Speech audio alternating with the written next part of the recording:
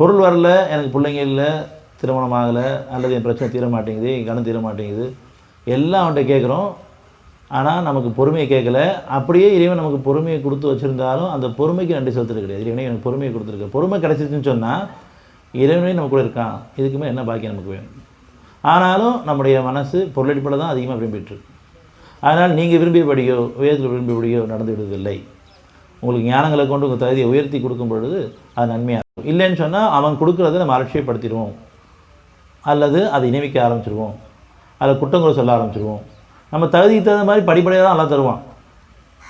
சுருக்கியும் தருவான், பெருக்கியும் தருவான், புதுசாகவும் தருவான், அல்லது சில இடங்களில் உபயோகப்படுத்தப்படுறோம் நம்மகிட்ட வரும். ஆனாலும் நம்ம எந்த அளவுக்கு அதுக்கு நன்றியோடு இருக்கிறோன்றது கவனிக்கிறோம். ஒன்றுமே இல்லாத நிலையில் நமக்கு ஒரு தேவை நிறைவேறுது.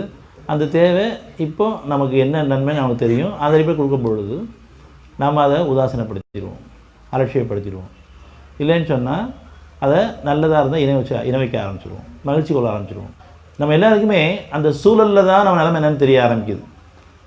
அமைதியாக இருக்கிற மாதிரி தெரியுது, பொறுமையாக இருக்கிற மாதிரி தெரியுது, முன்னோட இப்போ நல்லா தான் இருக்கிறோம். ஆனாலும் ஒரு சூழல் நம்ம சுற்றி நடக்கும் பொழுது ஒன்று கிடைச்சாலோ அல்லது கிடைக்காட்டாலோ நம்ம மனதில் எந்தளவுக்கு உணர்ச்சியில் மாறுங்கிறத கவனிக்கணும். எந்த சூழல்லையுமே அமைதியாக இருக்கிறது தான் இறைவெளி. அந்த மாதிரி நம்ம இருக்கிறோமான்னு கொஞ்சம் கவனித்து பார்த்தா கண்டிப்பாக அப்படி இல்லை. ஒன்று சந்தோஷம், மகிழ்ச்சி, ஆனந்தம், பெருமை, பொறாமை அப்படி இருக்கிறோம். இல்லைன்னு சொன்னால் கவலை, துக்கத்தில் இருக்கிறோம், நிராசப்பட்டவங்களும் ஆயிரும். காரியங்கள் நடந்தால் சந்தோஷப்படுறதும், மகிழ்ச்சி அடைகிறதும், அதில் பெருமை கொள்வதும், அதை இணை வைக்கிறதும். சில காரியங்கள் நடக்கலைன்னு சொன்னால் அப்படியே சோர்ந்து போயிடுறோம், நிராசப்பட்டுறோம். நிராசப்பட வேண்டாம். 41-49 மனிதன் நல்லதை கேட்பதற்கு சோர்வுடையதில்லை, ஆனால் அவனுடைய கெடுதி தீண்டுமாயின் அவன் மனமுடைந்து நிராசை விடுகிறான். நல்லது கேட்குறீங்க, நான் கொடுக்கும்போது அது நீங்கள் கெட்டதாக மாற்றிட்டீங்க. நம்ம எல்லோரும் மாற்றிடுவோம்.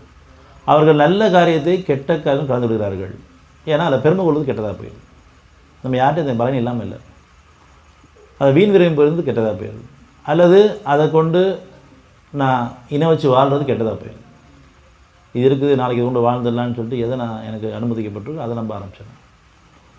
இப்படியே நம்மளுடைய பலகீனங்கள் நிறைய நம்மகிட்ட இருக்குங்கிறத சோதனை காலங்களில் நமக்கு அறிவிக்கப்படுது.